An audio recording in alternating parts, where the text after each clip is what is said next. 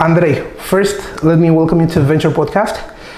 It's good to have you here. For everybody who doesn't know, Andrei, the man, the myth, the legend, you've spent, yes, that's exactly my thoughts in regards to you. For those that don't know, you spent more than 15 years in banking. You've Actually, 20 years in banking, but 15 years in the first, I believe it was one of the first challenger banks in Romania. You started out sort of as a startup, and then you grew up to be like the market leader, the number one bank in Romania. That's correct. Well, good to have you here, my friend. Thank you for the invitation. Great to be here. Right. So let's start with the beginning. I've read from your previous interviews how you first joined the banking industry as a whole. So you studied finance in college, and you were sort of at a crossroads, and you weren't really sure as to what path you should take in life. So how did you actually decide on banking? Destiny, I think. I had several chats also within my family at that moment, what is best to do for the future. I was more inclined in the high school. I was a sort of DJ for my community, and I was very passionate about bringing music to different parties and so on. And my future, I imagined my future as a sound engineer first, and then it became more serious, the discussion also within the family, and I have an aunt that is more in the finance, not business but community, and she advised the banker or the ones that giving loans to someone should be an interesting future or activity. And I said, once I meet a lot of people and know their plans, their business plans, could be a good and not boring activity. And that's why I figured out such a future. And then it was a struggle to get into the banking system because it was quite close system. You had to have someone that brings us there. And it was not simple, but I had an uncle, not the first degree, but right. Someone that worked in a bank in BoD at that moment, that made lobby for me at least 6 months until I got a position in at the counters. And I was the only one just graduating the faculty, so I was 22. And all the environment next to me, it was composed of 40 ladies in the 40s or above. So it was a good differentiator point for me in that environment. This actually brings an interesting idea to me in the sense that what we in Romania call pile și relații, which is the greatest institution of the country, others in the more civilized Western world, they call networking, which is highly valuable and sought after. Yeah. So it is what it is. Now, since you started out playing music, in one of your previous interviews, you've also said that one of your mantras is once a banker, always a banker. However, ... I think that the same can be said about music as well. So, do you still keep in touch with music today? What sort of music do you listen to? Actually, yes. I just had the party where I played I used my playlists. Right. And for the parties, of course, I have something that is in that area of feeling well. And I borrow some of the hits from my kids, which are 16 and 11. Wow, so you do keep current. Not necessarily everything is working to my environment, but still, it's an interesting switch to a different music to this age. And otherwise, I'm listening to alternative rock usually. Something that I was curious about is it's common for people who are coming from a corporate environment to branch out and try to start a startup, but because they come from such a rigid environment as you have in a corporate structure, they sort of find it difficult, to navigate the tumultuous startup environment.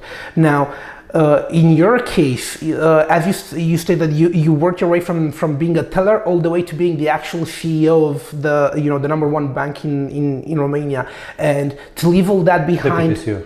I'm sorry? Deputy CEO. Look, in my book, it's the same, right? So it's the actual, where the actual work is done. But all right.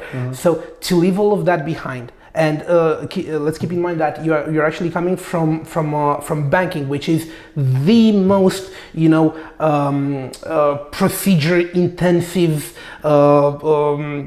compulsory in many different aspects. To leave all of that behind and go ahead and build human finance was something that took a lot of guts. So what made you shift your perspective at that point in time? And I'm also curious about the name human finance. What made you choose that? Yeah. You have quite a few information about the journey I've been through. This, let's say, closed and very rigorous environment the banking is. It's one of the main reasons I wanted to break free. Being on the other side, it's actually what I wanted to do. It's to live my second part of my life in a totally different environment, and it was a natural move. So I felt it. I just wanted to do that, and probably it comes natural if you want to do that. Otherwise, if you're very stuck into a corporate and very rigorous environment, then it's more complicated to come to this new world without very many rules and having a lot of people that know a lot of things but not organized in the manner you know from the corporate environment. So it's quite different. So I wanted first of all a different perspective and different experiences, knowing that as a personality you gain a lot of, in my opinion, you gain a lot of value, and as a person, if you are confronted or you build different experiences. Oh, for sure, it's quite a transition to go from being a subject matter expert, like an actual expert, into something and shift into a more of a generalist position where you don't have to know everything by heart and you don't have to excel at anything, but you do have to know a little bit of everything. As the saying goes, a jack of all trades and a master of none, and yet better than the master of one. Right? So yeah. I like the full saying, not I don't cut it in the middle. That's very true. On the other side, I have been a generalist also in the banking journey, at least in the top management position. You are not anymore a specialist. You have a lot of specialists around you, so you have to the main role I had was to build teams and to make them work in a smooth way. So here's the question I ask everybody who reaches a certain level of success. So on one side, you left sort of the corporate environment because you wanted to experience something different and even with a little bit more risk. And you're definitely attaining success in what you're doing now. That being said, as you grow the current organization, you're gonna have to at one point bring in more specialists, more procedures, be more rigid in how things are going. So right now, how do you find the balance between what made you choose this path originally and what success would mean, to the point where if you were to head down the same path, it would sort of be full circle. So tricky question. And I could refer to the one that I have not answered to. The human finance name is coming from, along with Ionuț Pătrăhău, who was the initial co-founder along with me also in Sibling, but also we built together human finance. And when I left banking, we made a brainstorming about how to call our new initiative. And Ionuț knew that in Banca Transilvania, I was one of, let's say, the promoters of the human banking concept. So having a team and a bank that is not seen also from outside as an institution, a tower, how the banks or the bankers knew they are staying at the last floor of a tower and not very easy to approach by everybody. So be more human and to talk with the customers, with the environment, and that's how we called our first initiative human finance. We wanted to build a sort of digital accelerator, but also from that moment we knew that we want to refer to the new environment, the one that we haven't covered as bankers. This is the tech or the innovative ecosystem. Right. And coming back to what we are building now, we are almost 50 people in SeedBlink at the moment, and indeed we are also today we had one of our all hands gatherings. This time most of the people were offline and only a few online, and yeah, it's a matter how you can communicate internally and how you give trust and you build or help or encourage the people to be open-minded and to ask everything anyone whenever they have an issue and not to build silos. Right. But right now we have a lot of experts. We have Carmen that is managing the team. She's the CEO, and each of us of the 4 co-founders, we are we pay a lot of attention to the culture, and we want to keep this culture of being an agile and startup company, and not to switch to the corporate environment. Right.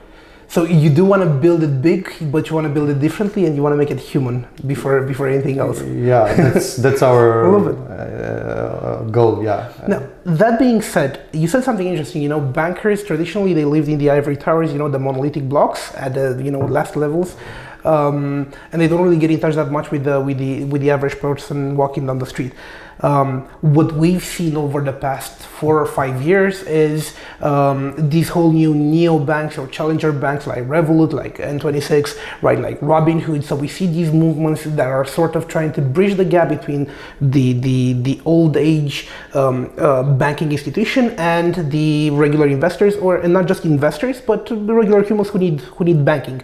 We're still living in a world where more than I think 30% of the globe is underbanked or unbanked in full. We're seeing these massive crypto pushes, but crypto and blockchain leaving that aside for a bit, and this sort of spurted into the rise of these highly efficient ways, platforms that are enabling banks to create new digital experiences. I'm talking about, of course, fintech OS, FlowX, which I think you know, right?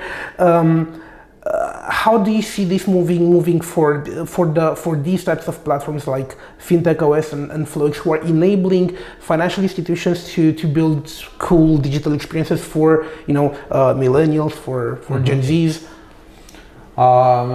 The companies you just mentioned, they are building exactly the product and they're for the banks, for the enterprises, and they are not referring to consumers, so their business is B2B. And right, but they do enable the banks to communicate better, to bridge better the gap with. I'm not sure about how it's not their products are not about communication. It's about interface and making their internal system work smoothly and to adapt to the needs of the new generations and the new standards in digital environment.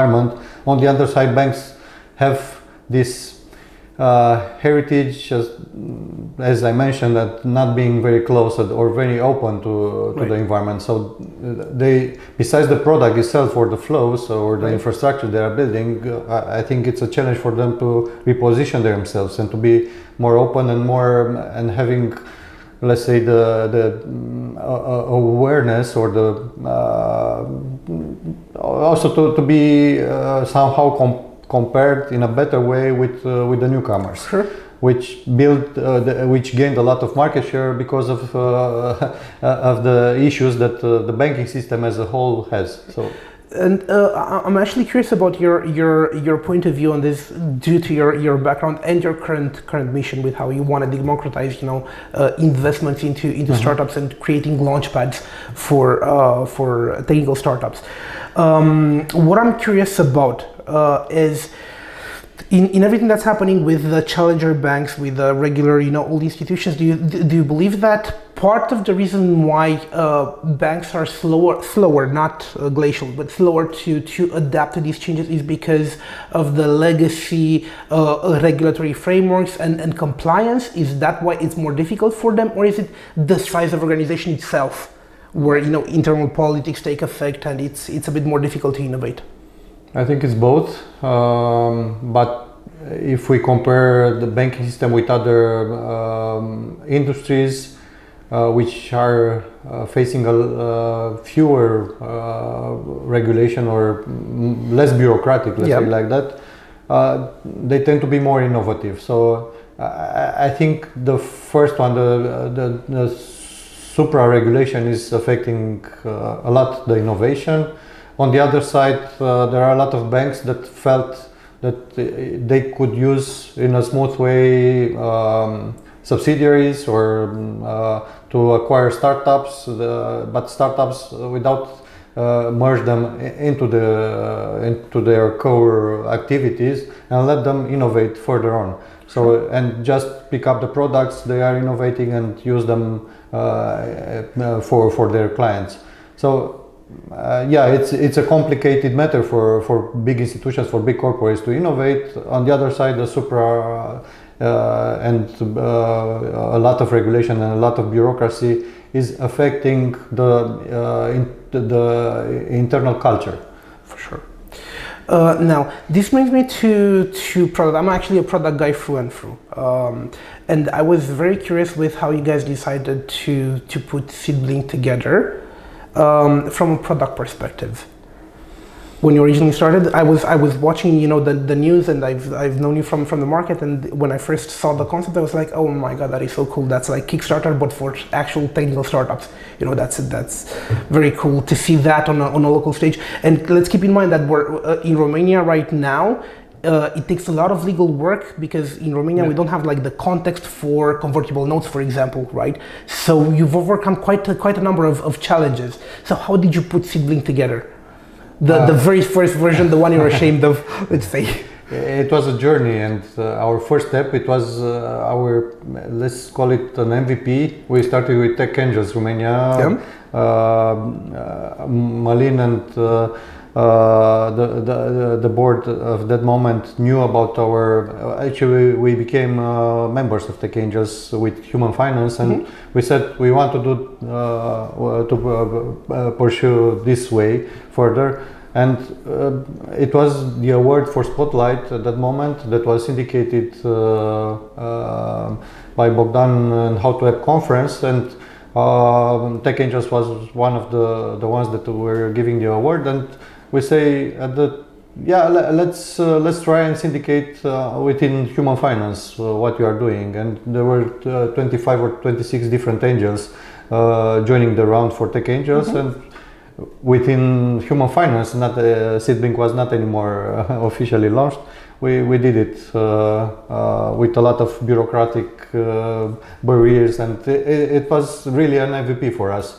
And it was only me and Ionuț and the notary and a lawyer that was helping us. So it was like an incubation, and then it was a success. We did it somehow. A lot of funny memories. We followed all the angels at one event. Also, actually organized by Techcelerator, a pitching event, and half of the angels were there, and the notary came, and everybody was signing literally signing the papers. It was very funny and nice to remember history of the inception. And then the first public campaign was put together along with Sparking Capital. They were trusting us that we could bring value, and it was launched. The first public round or campaign was launched just before Christmas 2019, and we were a bit afraid that a lot of people is not thinking to investing in startup within a new dimension. Nobody was knowing what's equity investing or equity crowdfunding, and we started it. We just went there with having courage and having also Sparking that was brave enough to trust us.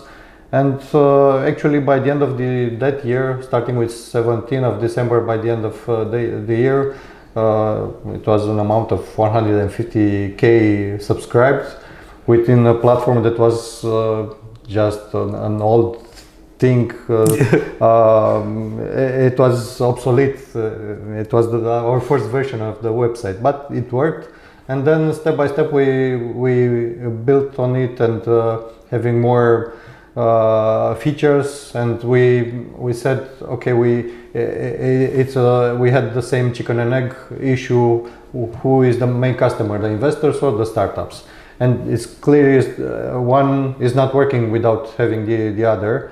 But once you bring more investors to your platform, then the startups are benefiting of the sure. Mass of investors and their expertise and so on. So we democratize the access to the investors to the new ecosystem, to the tech startups. On the other side, we started with a minimum ticket, which is not quite minimum as if we compare with other ecosystem. We start with 2,500.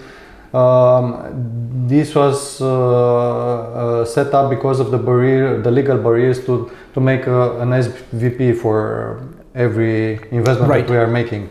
So if we deal with hundreds or thousands of investors, it was quite difficult to manage that process. So still after 2 years and a half, we still have this benchmark, which is proved to be a good one for us. On the other side, more knowledgeable investors joined us in our community, and considering also the minimum ticket, and we are more and more happy of the added value that the investor could bring to the startup, because usually at least a bunch of them, they are coming with their knowledge in that vertical, and also the founders could benefit of their network and have different entry tickets to different corporations, different enterprises they want to sell to, and so on.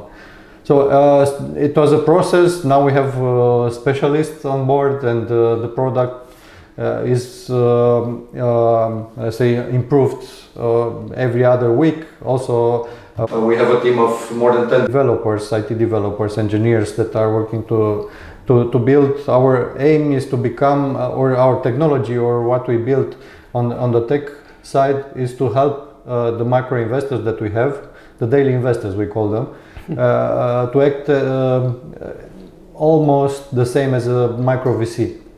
Meaning that we have already the product called My Portfolio, where you can define your thesis, investment thesis, and once we have a new startup from a certain region, from a certain vertical, you can see if it's part of your thesis, if you have already invested in something similar, or you have a gap in your portfolio of not having any investment in that specific industry or geography or maturity of the startup and so on. So we are building step by step an environment where the investor should find one-stop shop, everything from a very early stage company to a mature company that at some point in time we also dream to make a sort of stock exchange for the tech startups in Europe. That's very interesting. And on the topic of experts, and really cool features, by the way, I've played with it for a bit and I loved it. On the topic of experts, I remember when you first brought on board your first product manager. And that was very interesting for me because for everybody who's building tech startups and especially digital products, whether they're enterprise facing or finance or even B2C, it's very difficult to source in Romania such talent because there are only a handful of successful products, especially on the B2B side here in Romania. So that know-how and that talent and those insights, they're very hard to come by here on a local stage. How did you guys overcome that challenge? And now everybody has it, myself included. Yeah, that's we're very lucky and happy that once we made the spin-off in Sibling from Human Finance, Carmen and then Radu joined us, Carmen Sebe and Radu Georgescu, and they had both of them have a very long and relevant record in the tech industry, and it was much easier for them to. You had an unfair advantage, as they say. Exactly. And we, as former bankers, were just at the beginning at the moment with the new environment, and actually very few positions from the banks or the expertise in the bank is similar with what we are building here. So we relied a lot on the team they were able to bring them. So this is why it's really important to have the right investors and the right people join your club, so to say, from the very beginning, because the value that they bring to the table goes way beyond money. It's about the know-how, it's about the network, it's about the challenges that they faced in the past and the solutions that they saw work. And they've pretty much been there, done that, tried everything, and saw what sticks. Now, in terms of where SeedBlink is today, you've had a good number of campaigns, a really impressive number of, when you look at the amounts that have been raised for a platform that's, let's keep in mind, it's only 3 years old. 2.5. 2.5, right? So I was thinking 3 years old from the first fundraise. That was in 2019? 2.5 from the first fundraise, and actually in May, 3 years ago, we first officially announced that we are to build this. So, but officially, the first public campaign was in December 2019. So today, can we have a sneak peek at the numbers? How many successful fundraisers, amounts raised, how many investors? Yeah, so we have 60 startups so far that we were facilitating to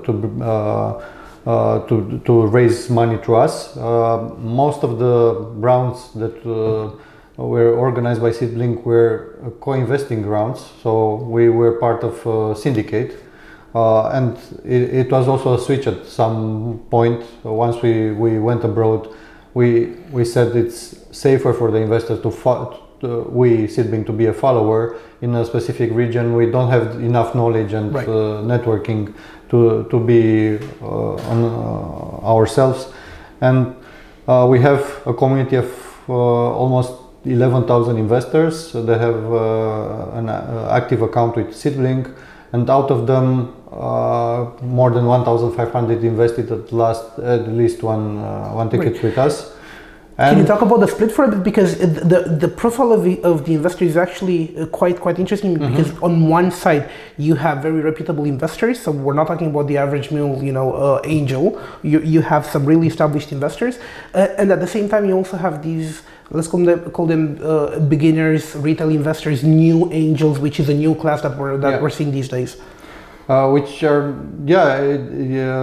very good question, because we are trying also in terms of how we define our product that we are discussing, how to better serve different needs, because some of them indeed are very experienced investors, and they are joining our rounds in some cases also as a lead investor or part of the syndicate that is leading the round.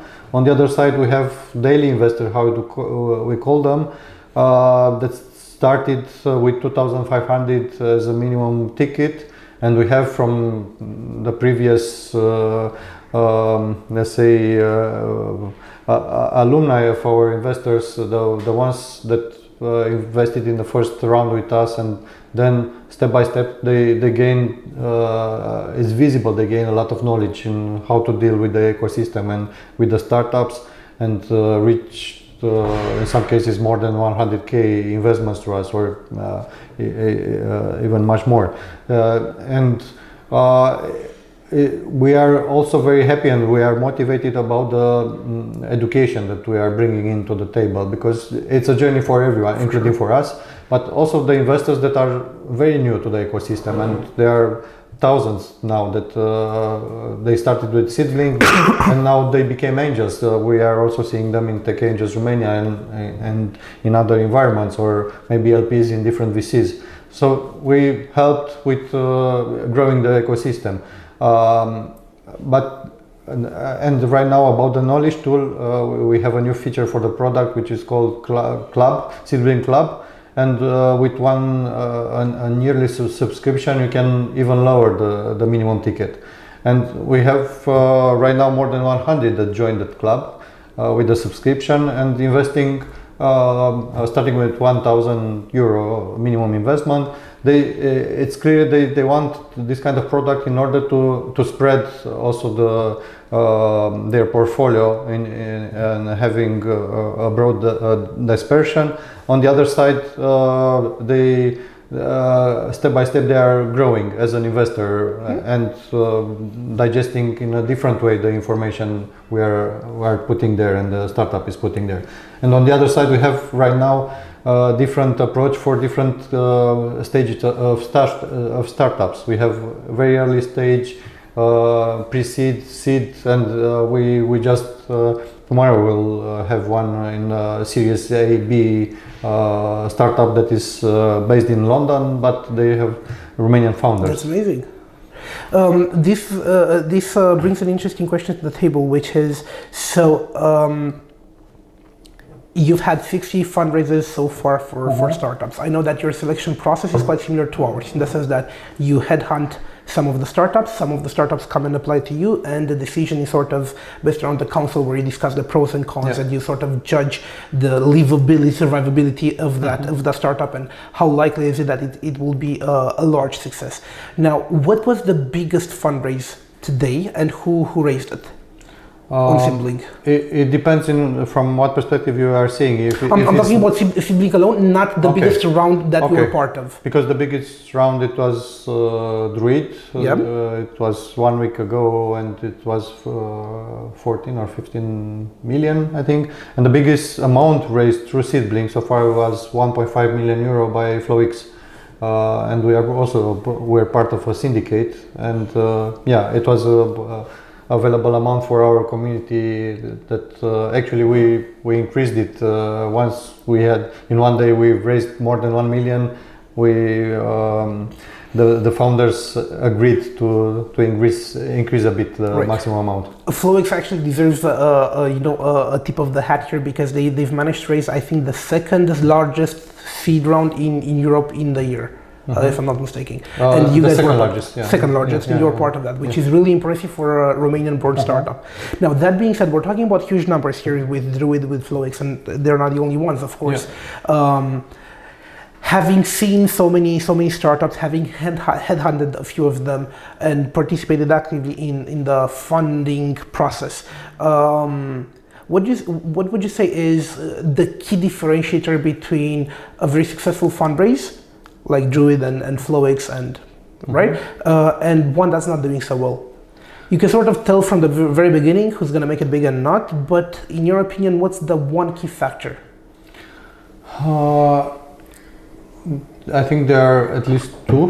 One is the quality of the product, or let's say the inner value of the product, which is having a secret sauce there, and it proved to be or it was validated by their customers. And in these cases, both cases, they have very big enterprises.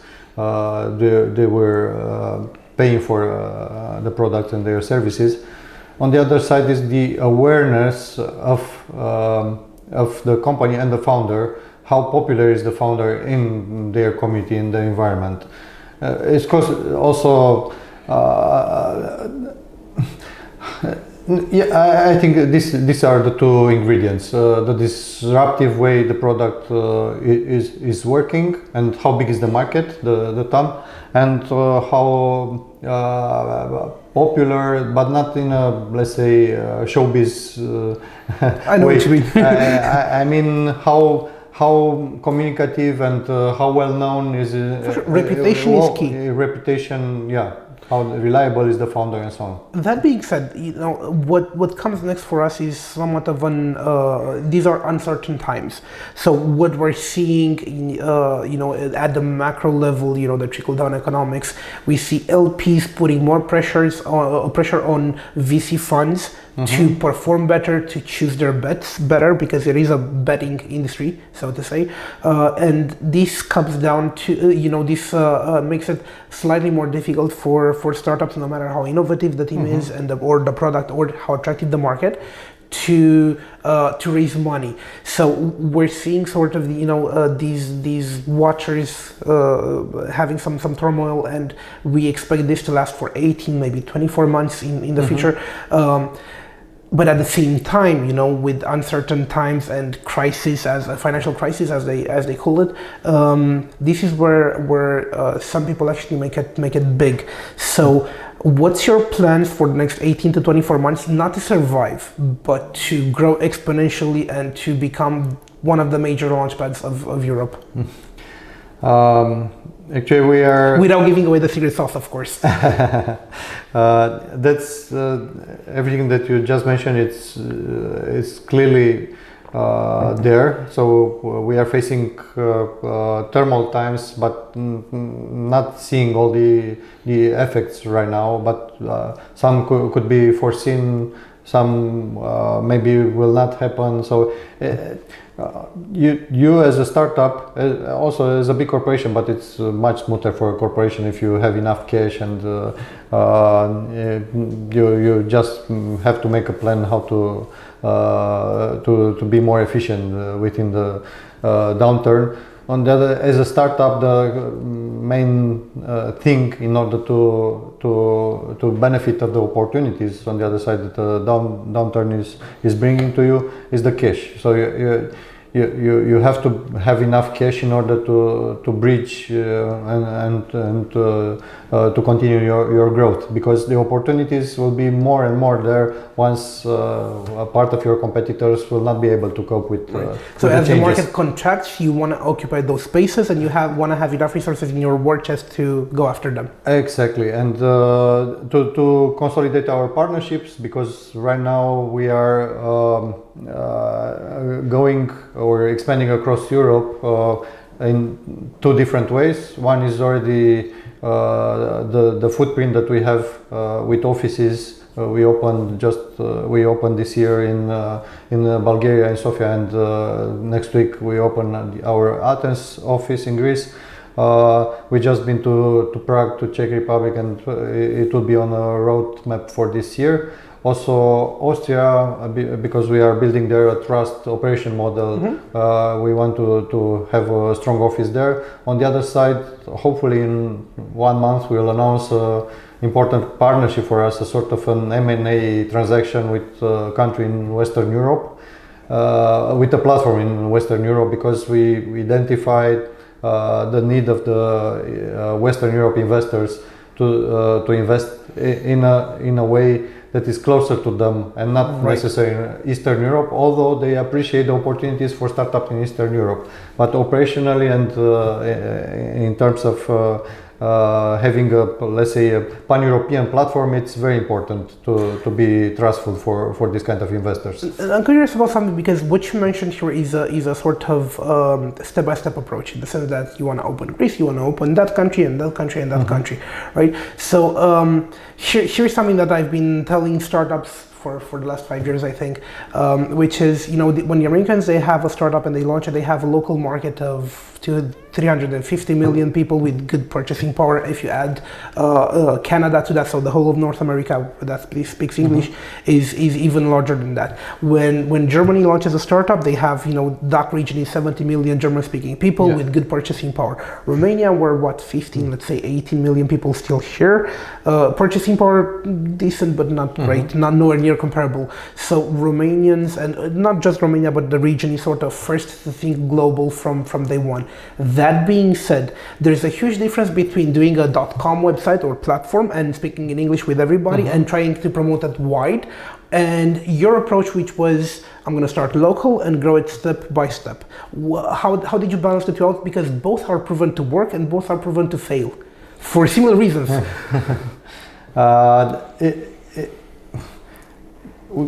We, as every startup, we have to be very close to the market and to your main customer. In our case, there are both investors and startups, and but we defined our growth strategy on the needs of the investors, because again, we decided that, or we figured out that the strength of a platform investing platform is the level and the knowledge and the money that the investors bring in, and that's how we figured out our path.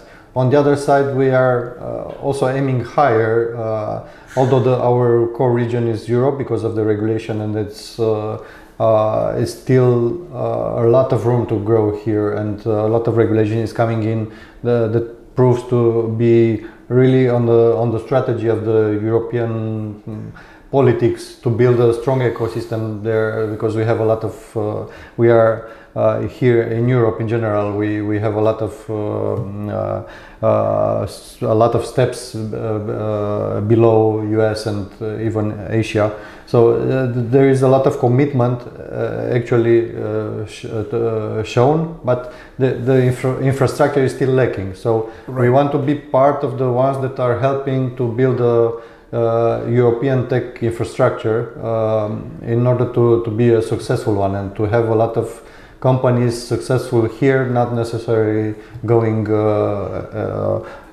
in US in order to become a unicorn. It's such a breath of fresh air to look at the world of finance and your position in the market right now, and look at it as we need to build out the infrastructure first. So it's not just a launchpad. This is not just, a Kickstarter for startups as I originally saw it. It's much more than that. It's about building the community and building the framework in which startups can thrive and they can grow and they can expand to the next level. It's really interesting.